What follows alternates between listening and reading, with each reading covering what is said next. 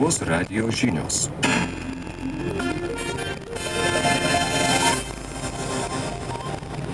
Seimo etikos komisija svarstys, kaip vertinti parlamentarus, kurie nuslėpė automobilių nuomos sutartis. NATO pradeda karinius mokymus Baltijos šalyse.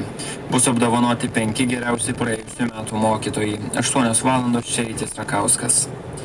Seimo etikos ir procedūrų komisija svarstys, ką daryti su 10 iš prokuratūros gautų bylų, kuriuose parlamentarai įtariami supainioję interesus arba nuslėpę dalį informacijos apie savo automobilių nuomą. Seimo nariai yra sudarę po 2 nuomos ir išpirkimo sutartis.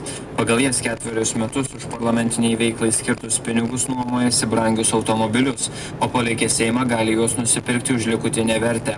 Prokurorai mano, kad tokios sutartys yra nesuderinamos su visuomenės interesais, nes leidžia Seimo nariams gauti turtinę naudą. Vyriausybė posėdėje šiandien turėtų nuspręsti ir siūlyti Seimui keisti įstatymus, pagal kuriuos žemę visuomenės poreikiams iš savininkų galima būtų paimti paprasčiau.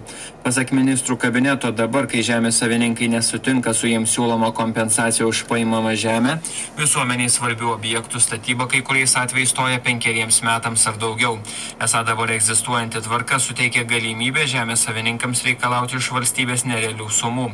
Priėmus žemės įstatymo pataisą savininkams bus siūloma kompensuojama suma, kurią jie galės ginčyti, tačiau dėl to numatyti darbai stabdomi nebūtų. Energetikos ministerija teigia, kad šilumos tiekėjai gyventojams netinkamai praneša apie naują karšto vandens apskaitos tvarką.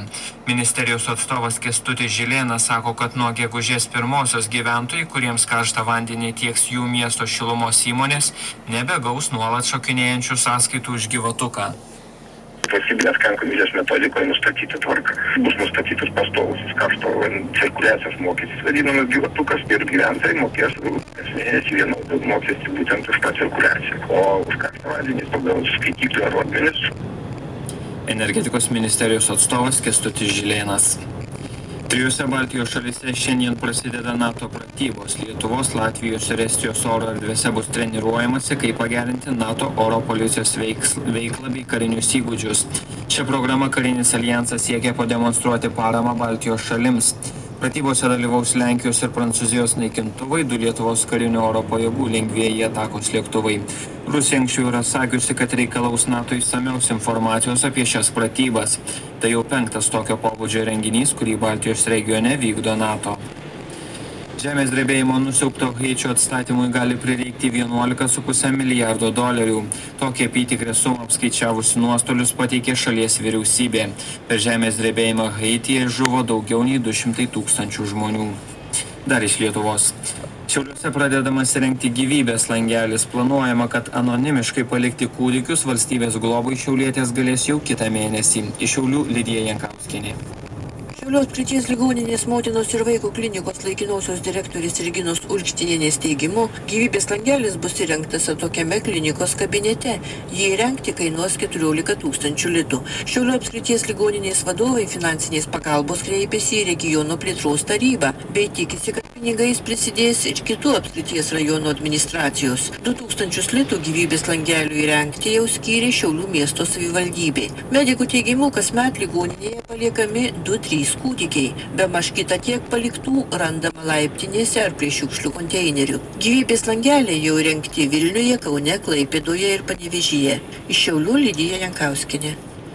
Šiandien premjeras Andrius Kubilius ir švietimo bei mokslo ministras Gintaras Steponavičius apdovanos 5 geriausius praėjusių metų mokytojus.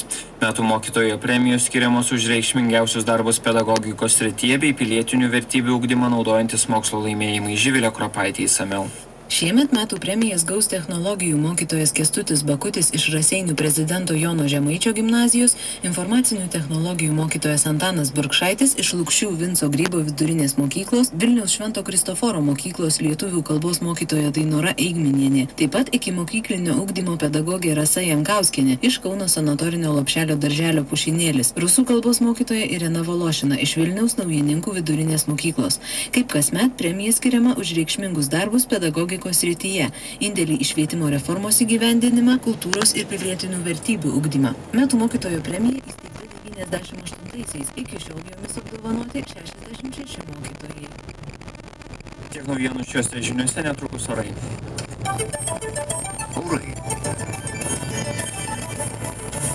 Sinoptikai informuoja, kad anksti ryte vietomis rytinėme šalies pakraštyje snigo, Klaipėdoje buvo 1, Utenoje 5, Vilniuje, Kaune, Šiauliuose, Panevėžyje 6 laipsniai šalčio. Diena pasak sinoptikų bus debesuota su pragiedruliais, daug kur krituliai, daugiausia sniegas, temperatūra nuo 3 laipsnių šalčio iki 2 laipsnių šilumos. Vilniuje truputį pasnigs, bus plikledis, termometras rodys 0,2 laipsnių šalčio. 8:05:05. O dabar savaitės komentaras, kurį parengė Lietuvos